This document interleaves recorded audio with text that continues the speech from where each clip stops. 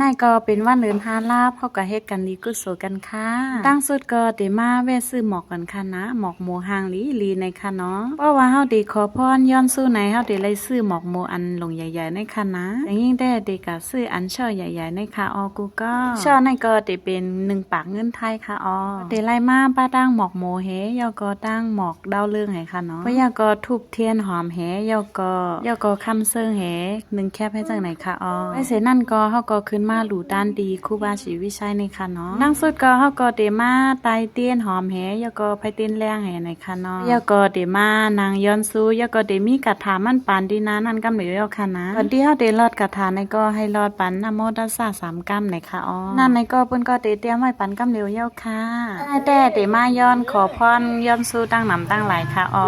สังว่าพี่น้องเขาใครก็รู้ก็ต้านใครก็ไหว้ในก็กว่าไรค่ะนะก็ย้อนสู้ไรค่ะว่าเด็กใครขอพรย้อนสู้อีสังในก็ไล่ค่ะย้อนสู้อีสังก็ไล่ค่ะนะย้อนสู้ไล่1 ข้อในค่ะว่าเนาะเพราะว่าเฮาย้อนสู้ยาวเป็นจอมหนังดีอันเฮาย้อนสู้ไหนเฮาก็ดีไล่ขึ้นกว่าลูในค่ะอ๋อนั่นก็ดีกว่าลูขาย99 ฟองในค่ะเนาะเมื่อในแต่แสงยิ่งก็ย้อนสู้ไว้ในค่ะเนาะเพราะว่าปองนามาในลายหนังกลางใจเดียนแสงยิ่งค่ะลายใครเป็นนั่นแสงยิ่งก็ดีขึ้นกว่าลูปานขายตา99 ลูกในค่ะอ๋อสังจังว่าแสงยิ่งไรกว่าลูขึ้นไหนแสงยิ่งได้ขึ้นมาถ่ายคลิปเฮาก็ดีลงในปันพี่น้องเขาค่ะนะให้ไล่สังในก็กว่าลูกว่าต้านเสียเยาก็ย้อนเพราะว่าย้อนไรเย้าในก็เป็นจอมหนังกลางใจเดียนค่ะลายใครเป็นเย้าในก็ขึ้นกว่าลูปันค่ะนะแสงยิ่งย้อนสู้อีสังในนั่นปอกในแต่อ่ำไปลานในกูก็เย้าค่ะนะเพราะว่าเป็นจอมหนังแสงยิ่งย้อนสู้ไว้ไหนปอกนามาดีขึ้นกว่าลูกไข่เสียเยาก็จ่องไกลขึ้นมาลานในกูก็ค่ะนะไม่